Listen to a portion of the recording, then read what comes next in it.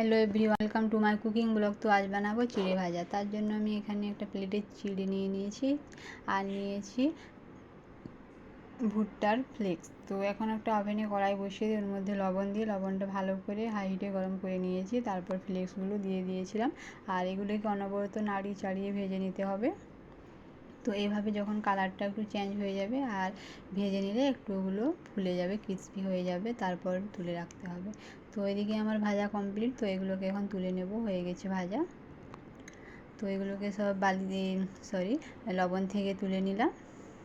তারপর ওই লবণেতে আবার আমি এখন বাদামও অ্যাড করে দেব, যেটাকে আমরা পিনাট বলে থাকি। তো লবণে আমি বাদামটাও ভেজে নেব।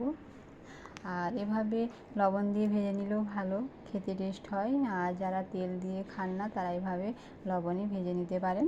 তো বাদামটা এখন আমি এভাবে ভেজে নিলাম ভালো করে। তারপর এটাকে আমি এখন তুলে রাখবো, জালি দিয়ে ছেঁকে নেব।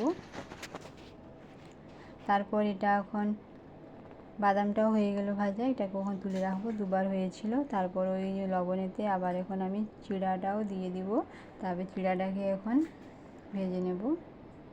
আর এটা চায়ের সাথে বা কিছু এমনি বিকেলে টিফিনে খেতে পারেন, খুবই একটি টেস্টি নাস্তা। আর এভাবে আমি চিড়েটাও ভেজে নিলাম। তো চিড়েটা যখন ভাজা হয়ে যাবে তারপরে এই জালির সাহায্যে এটাকেও ছিলে নেব, যাতে লবণটা নিচে পড়ে যাবে। আর আপনারা চাইলে এটা তেলেও ভেজে নিতে পারেন, তেলে ভেজে নিলেও ভালো হয় টেস্ট খেতে।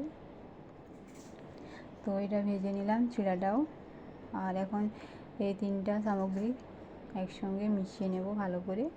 আর আপনারা চাইলে এখানে চাট মশলা বা সুগার পাউডার বা বিট লবণ অ্যাড করতে পারেন, কিন্তু আমি এখানে শুধু লবণই অ্যাড করব আর কিছু দিইনি। আর এটা চায়ের সাথে খেতে খুবই ভালো হয়, টেস্টি। আর এটা আমি এদিকে চাও বানিয়ে নিয়েছিলাম, এটা এদিকে রেডি করতে করতে ওদিকে চাও বসিয়ে দিয়েছিলাম। তো চাটাও হয়ে গেছে। এরপর একটা প্লেটে সাজিয়ে নেব। তো কেমন দেখাচ্ছি অবশ্যই কমেন্ট করে জানাবেন। কারা এরকম জিরো অয়েলে চিড়ে ভাজা খেতে ভালোবাসেন জানাবেন। তো সবাই আর আমার ভিডিও যদি আপনাদের ভালো লাগে অবশ্যই লাইক কমেন্ট, চ্যানেলটিকে কিন্তু সাবস্ক্রাইব করতে ভুলবেন না। আর এদিকে আমি নিয়ে নিয়েছি চা, চিড়ে বাদামের ভাজা, টোস্ট, আর এখানে ছিল মুড়কি। তো প্লেটে সাজিয়ে নিয়েছি। আর ভিডিও কেমন লাগলো অবশ্যই কমেন্ট করে জানাবেন, লাইক করতে ভুলবেন না। সবাই ভালো থাকবেন, সুস্থ থাকবেন। তো দেখা হচ্ছে পরের একটি ভিডিওতে। Tata, by.